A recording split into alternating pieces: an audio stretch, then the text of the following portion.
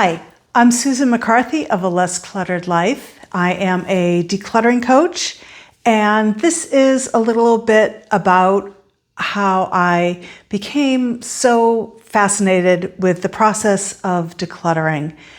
And it really started with my parents, who were not tidy people, but who really just held on to everything because it could be useful, or, it was something that they thought they could use someday, which are very familiar lines that you've probably said to yourself or said to others in the past. And my parents' house, it was very small.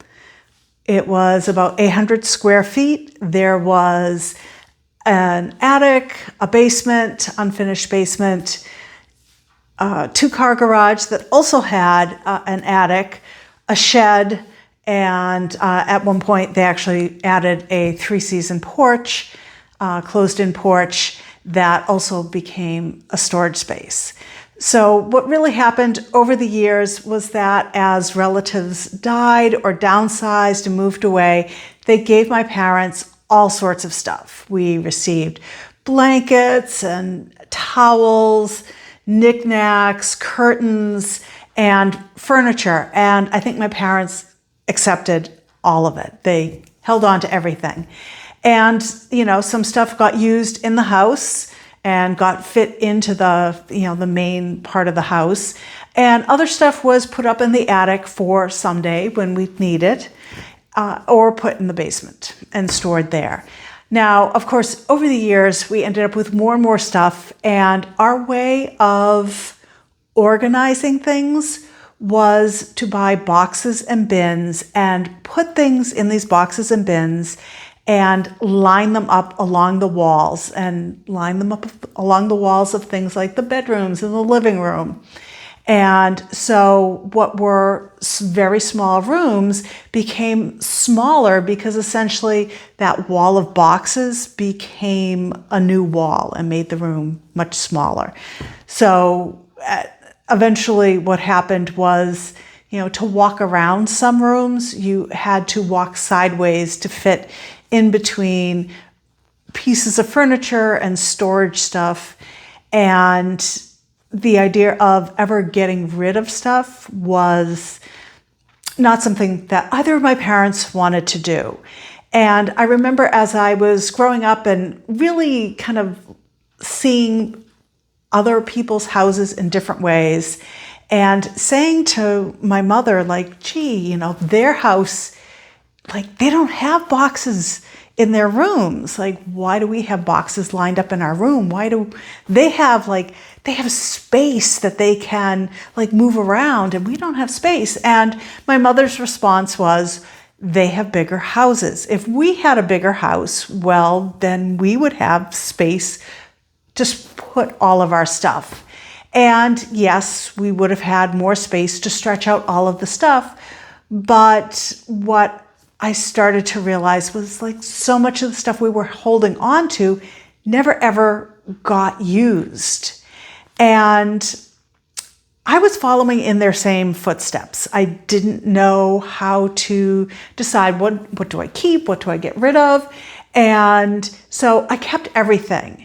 And I felt that I was very organized because I would, instead of doing what my mother was doing and taking a year of checking statements and bills, putting it in a paper shopping bag and, tying some string around it and putting it up in the attic and storing it that way, I thought, well, I have file folders, and I have, good labels on my file folders.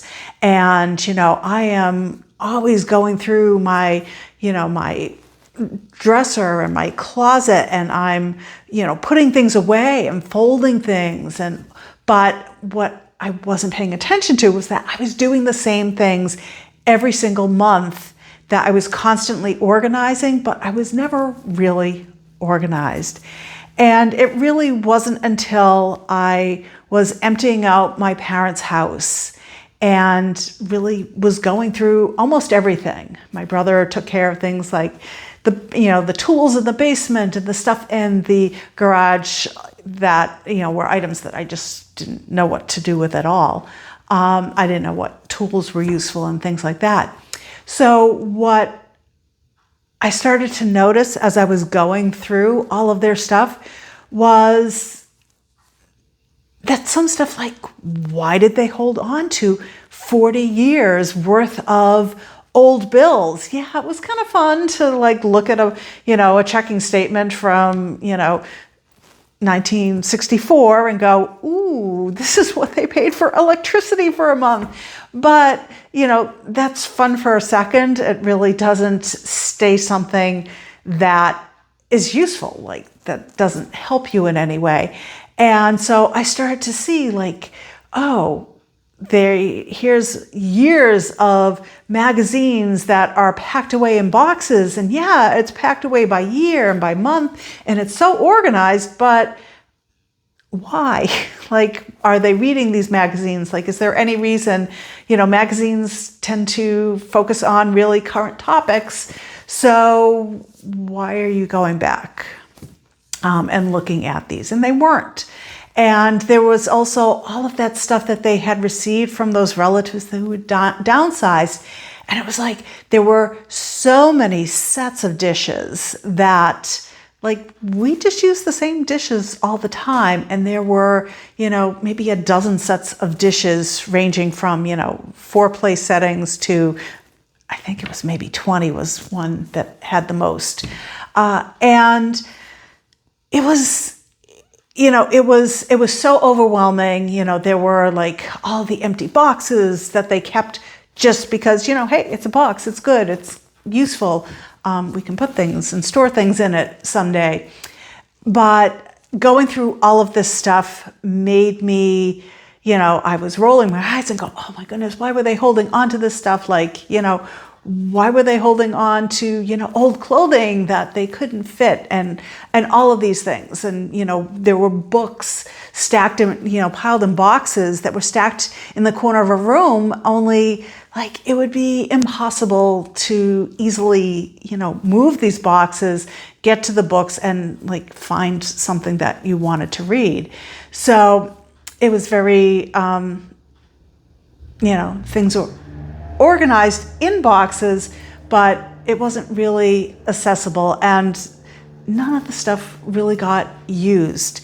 And so as I was going through all of their stuff, it really made me take a more careful look at what I owned. And any decluttering that I had ever done really was, let me get rid of this thing so I have room for that thing. So I was really just shifting things around and rearranging some of the things. But it really made me look at what I was holding on to. If I could see that my parents had held on to things that never got used, it made me look at my stuff and go, am I ever really going to use these things? And so that's when I started going through my stuff. And then, of course, this was a big process of going through my parents' stuff and then my own stuff. And I was talking to so many friends about this process and how, freeing and empowering it really felt to do this type of decluttering. And I decided to switch from teaching kids about nature and art to switching and becoming a professional organizer / decluttering coach. And because I wanted other people to feel that sort of empowerment. So that is what this channel is going to be about. I primarily work with women ages 50 to 70 who want to declutter but are really struggling and second guessing the decisions that they're trying to make.